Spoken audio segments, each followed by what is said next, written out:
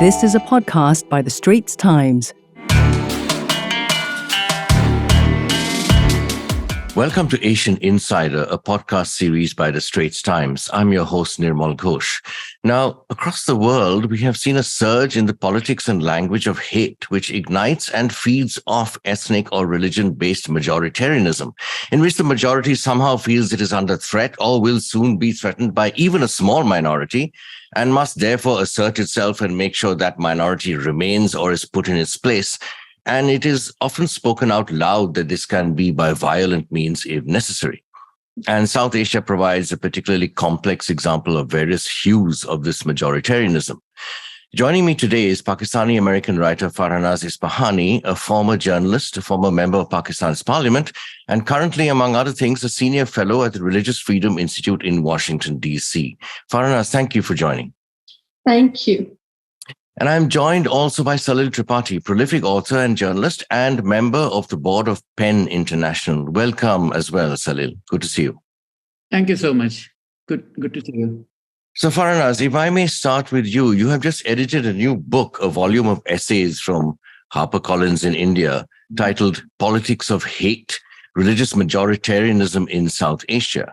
The chapters, of course, span India, Sri Lanka, Pakistan, and Bangladesh. Excellent depth and detail on how the politics of hate fuels majoritarianism, mobilizing the votes of the majority by bashing the minority. So can we start with Pakistan? What should we be worried about in Pakistan, which is in a state of, instability at the moment? Pakistan, of course, has been the worst among religious majoritarian states in South Asia. What we're seeing in Bangladesh or India, you're all late to the game. Pakistan, very soon after partition, started on this Islamization route.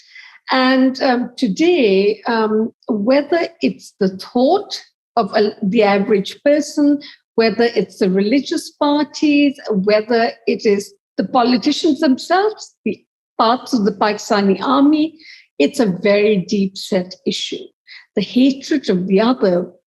And today, you're seeing this nuclear-armed Pakistan with an economy in free fall. And some would say the economy has collapsed, much like Sri Lanka's had. So it's a very dangerous time right now. You have people who are armed, who are militant, who have an Islamist worldview, and the institutions are crumbling and there's no money to pay the salaries of those who would guard the state and its people. Salil, to come to you, first of all, if you could just respond to that. And also, you have written and spoken extensively, particularly on Bangladesh and India. And I would like to ask you about Bangladesh, your view on the radicalization of politics in Bangladesh. Yeah, I don't obviously follow Pakistan very closely, but everything that Farahnaz just said sounds very dangerous, precarious. It sounds as though the liberal secular voice in the country is being stifled, whether they're speaking about women's rights, about LGBT rights, wherever it is, there is this majoritarian trend to push them back. And that's definitely a very sad aspect. And I feel sorry for the liberal Pakistanis who have to live through that. I mean, that goes without saying. Bangladesh is very interesting because, when Farahnaz spoke about how gradually the Islamism became more entrenched, the trajectory was similar in Bangladesh because it started out in 1971 as a secular nation with a very, for its time, a very progressive constitution that Dr. Kamal Hussain and others had worked on. But once the Mujib government was removed through that very bloody coup that took place in 1975. And after that, the series of governments that came progressively Islamicized the country. And by Islamicization, I simply mean making it more fundamentalist. It was always Bengali and Muslim, and suddenly the Muslim part became important. A small example was that the independence movement slogan was Joy Bangla, which is in Bengali for victory to Bengal. And suddenly people started saying Bangladesh Zindabad, which is an Urdu version or Hindi version of the same that, long live Bangladesh. Nothing wrong with saying Bangladesh Zindabad, but it was replacing the Bengali identity with another identity. And then after that, the attacks have continued relentlessly on minorities, again on LGBT rights and so on. Now, since off late, there has been a Awami League is back in power, but substantively things haven't changed much. And that's the problem in terms of how hate gets propagated. And I mean, India, what does one say? There was this, I think it was Fahmida Riaz who wrote that famous poem, Tum Bilkul Hum Jaise Nikle. I think that was which means you have just turned out like us. And this was soon after the destruction of Babri Masjid in 1992. And it basically was, the liberal Pakistani used to look up to India for its democratic roots and traditions. And now the current government is trying very hard to prove Jinnah right, that, if you're Muslim, you can't be safe in India. And that's the government is trying very hard to prove that. The government, the Indian government seems to be trying very hard to prove that. Right. So I'm glad you brought up, I was going to ask you both this later, but I'm glad you brought it up about the liberal secularists and so forth in India, Pakistan, etc., the space shrinking. Now, the diversity within India, much like in America, means that there is some pushback. There remains a very active opposition, a raucous democratic tradition still, though we know that space is shrinking. But within Hinduism, just as within Christianity, there is also pluralism, a diversity of views.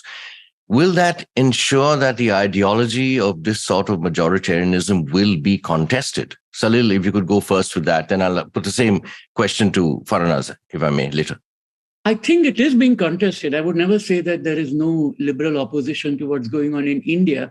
It's just that the levers of the state and the co-optation of the media, of judiciary, of the bureaucracy, and even of the defense forces is so strong.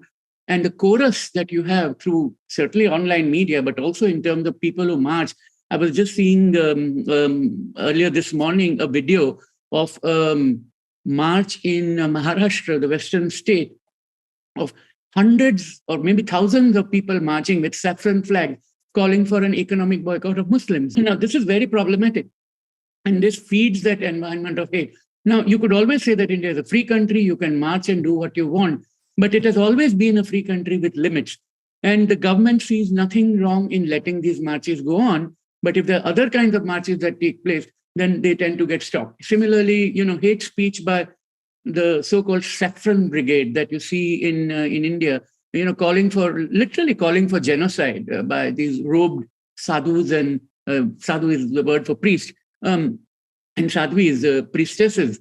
You do see those speeches on YouTube and being shared. Nothing happens, but a stand-up comedian who speaks up and pokes a little bit of fun at the government or at someone with power gets jailed. In one case, a Muslim stand-up comedian was jailed before he had even started speaking because of the assumption by somebody that he might say something critical of Hinduism. So in that environment, whenever some secular liberal people do speak out, they're immediately dismissed as communists, Marxist sympathizers, lapsed Hindus. So they're denied the space of speaking from the Hindu faith. The very fact that Gandhi was a Hindu and deeply secular at one level, that kind of voice is just ridiculed as, not belonging within the dominant Hindu voice that you hear now. Farahnaz, could you talk a little bit about that as well in the Pakistan context? Not just Pakistan, I would say the reason I wrote this book is the similarities today between Pakistan, India, Sri Lanka, and Bangladesh. These were very different countries, as Salil has talked about. Pakistanis, progressive Pakistanis, used to look up to India, and we used to look at the constitution, and we used to look at the fact that the word secular existed there, and all of these things that we were aspiring to. Today, we are looking at the situation, and whether it is the Hindu monks, or in Pakistan, it is the Islamists and the mullahs, whether it's the Buddhist monks, and whether in Bangladesh, Hafazat and all of these movements, right? It's all the same thing. But what has changed now is that you have politicians working with and using, and the religious cadre are using them as well. Look back to how Saudi Arabia's, the pact between Ibn Wahab and Ibn Saud, okay? Church and state being one. What we have always worked towards in a democratic framework is the separation of church and state.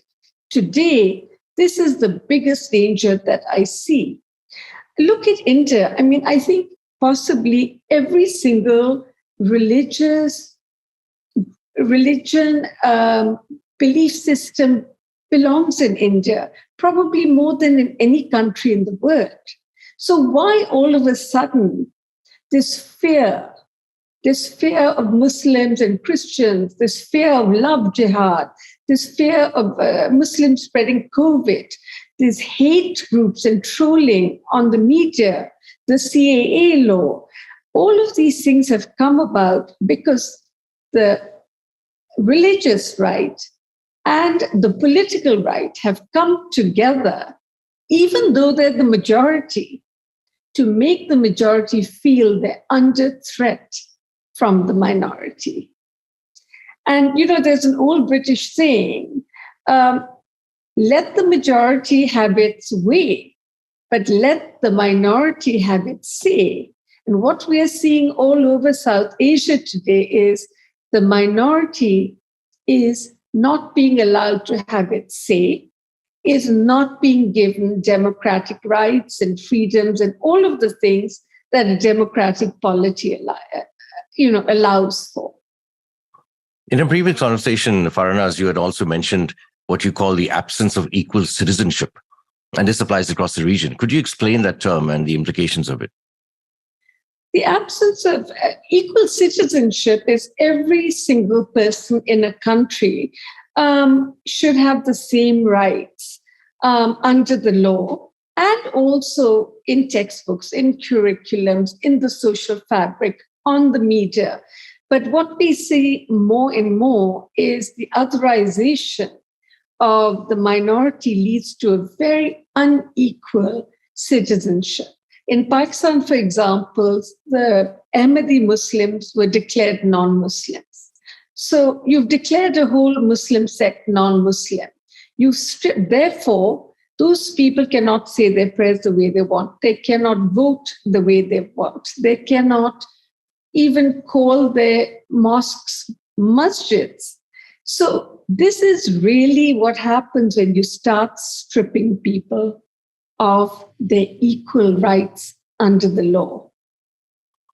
Salil, would you care to sort of add to that? And yeah, so to some extent that is happening even in India with regard to Hindus and Muslims. So for example, if Muslims want to build a new mosque, it becomes harder. Their existing mosques are under threat for encroachment and sometimes destroyed. If they want to pray in the open park or public, people stop them from doing it. If Muslim girls and women want to wear the headscarf and attend classrooms, they are not being allowed to enter. If you're a Muslim and you want to rent property, it's very hard to do so because people will come up with an excuse saying, oh, we don't want meat to be cooked in our building society. And that tends to happen to them. If you're with a Muslim name applying for jobs, it's harder. One of the interesting things, I'm writing a book about Gujarat and Gujaratis. And one of the interesting things I found in my research is that you have a lot of young Muslims who have become entrepreneurial or professional, lawyers and doctors and accountants. And I said, don't you want a corporate career? And one of them laughed. He said, but who will read our resume? So it's come to that stage. So they've become entrepreneurial because they're being compelled to do so. And it's a very common trait that tends to happen. And Farahnaz is absolutely right. You know how Milosevic did it in Serbia, which is to make the powerful feel that they are being persecuted, because then they become their own army. And I think there is a bit of that going on. I mean, thankful it is not on a scale at which it can be devastating, but it's not... I don't have a very good prognosis of where we are headed. The interesting thing, I'll jump in just to make the Sri Lanka point, which is a little different to the Pakistan and the Indian example, is it's not even creating fear in the majority of the minority. It's telling the minority, we are the majority and our way is right. Accept that, don't question that, and you can be here. So it's even more, I would say, in your face. It's even more brutal in a way. So there are gradations all over South Asia, just like there are gradations all over the world. But why do we care about South Asia? It's 2 billion people. It's an important part of the world. Some of it is sinking and some is swimming to the top. So it's a very, I would say, a part of the world that more people need to really pay attention to these issues. They're not just social issues. These are issues that determine the strength and longevity of nations, and democracy is in danger. So with these forces at play, Salil, you mentioned the direction in which we're heading in South Asia. Will these forces eventually, keep triggering more conflict, even perhaps the sort of separatism that we have seen? And I have to bring, we chatted the other day about Myanmar briefly, and it has Myanmar is racked with in state of civil war, in internal ethnic and religion-based conflict. The Chins, largely Christian, Kachin, a lot of Christians, Rohingya. We saw what happened with that. It's very much in ferment and will remain so for the foreseeable future. Is South Asia potentially headed in the direction of more conflict and even perhaps separatism? But I mean, the Khalistan, of course, there were other factors at play, but the Khalistan example does also come to mind. I think if you look at it purely from the perspective of India, the reason India managed to remain that so-called, what John Kenneth Galbraith called it, a functional anarchy, where the interesting word was not anarchy, but the functional, the fact that it worked. That was the important part. I mean, if that's the way we want to look at it, then I think there was an unwritten pact about the space given to the minorities, the space given to linguistic minority states to assert their identity. Majoritarianism is a danger. When you try to convert a country into vegetarians, when you try to convert a country into Hindi speaking, when you try to convert a country into Hindu, and also one form of Hinduism, because Hinduism has, as you were saying, the Charvaka actually talks about atheism, and here they want to create one God, Ram, and build everything around that. When you try to impose that, there are risks and dangers, and the imagination boggles at the thought of what that kind of strife might look if it ever turns violent. I just hope not. There are also other tendencies. So northern Indian states, the Hindi-speaking states, are more populous. The situation of women is much worse there. The literacy is much lower. They tend to come to southern India for jobs, to Maharashtra, to Kerala, Karnataka, and Tamil Nadu, and so on. That itself changes and causes its own ferment. So it's going to remain in a flux. I mean, I don't want to make predictions which are dire. Right. Okay. One last quick question, Salil, and I'll give you the last word, of course, Farahnaz. On the media amplifies divisions. How dangerous is that? How dangerous is the role of the media right now? It is because of if you have plurality of voices, it's not a problem. I think what's happening in India increasingly is that if one kind of voice comes out. Yes, there are 25 channels, but they're saying essentially the same message. There was one channel, NDTV, which was slightly different, but that is also now bought over by a businessman close to the prime minister. Now, in that kind of a situation, that becomes quite difficult. Similarly, with print media, which fewer and fewer people read. So what you're left with, there are independent journalists, but they write for small portals and websites, and appeal tends to be limited. So that is a danger for India. And that's why ranking keeps falling. It's now at 142, the Reporters Sans Frontières index. If you look at it, it's fallen from 138 to 140 to 141. It used to be freedom of speech in India used to be the jewel. These were the words of Edward Beher, the former Newsweek editor. He used to say that's a jewel, don't ever give it up. And to go from the top 10 or 20 to 142, I mean, that's a steep fall. Steep fall, yes. Farahnaz, last word from you on any of these points, the media, etc. The media, as a former journalist, I have to say, the worst combination is religion, the media, and politicians all working together and all with the same cause. As Salil just talked about in India, about television, that's the same issue all over South Asia, all over the world now. But also social media, we have to remember troll farms. Governments are running these troll farms which are attacking individuals, which are attacking political parties, which are leading to physical lynchings and other terrible realities. And organizations are running these troll farms, these troll armies, and so are individuals. So it's become so specialized now on social media, the targeting, and that is terrifying. Farahnaz Ispahani, Salil Tripathi, thank you very much for joining me today on Asian Insider. Pleasure always to hear from you. Thank you so much, Nirmal. Thank you, Farahnaz. Lovely meeting you, although remotely. Yeah. Thank you. That nicely wraps this discussion up for the Asian Insider podcast. I'm your host, Nirmal Ghosh. Join me and my expert guests for the next episode on the fourth Friday of every month.